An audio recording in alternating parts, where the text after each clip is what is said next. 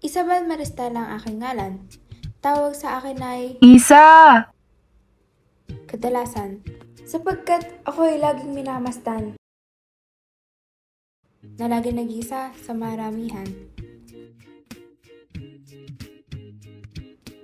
Sa lahat, ako ay mapagmalasakit. Tilang mabait, ako rin ay marikit.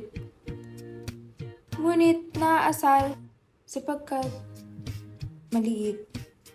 Dahil maunawain, di nagagalit. Ang hilig ko sa araw ay tanghalian. Pagkain ang asam ko ng dalubhasan. Kailangan ko to sa kinabukasan. Lalo na pag niluto sa tahanan. Ayaw ko sa lahat ay ang mga inggit. Dahil sa iba, lubhang nakananakit. Nagre-resulta ng galit hinanakit.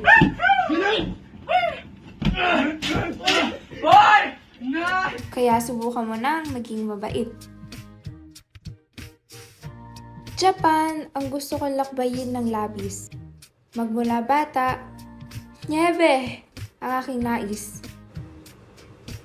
Maisip ko lang to, puso'y bumibilis.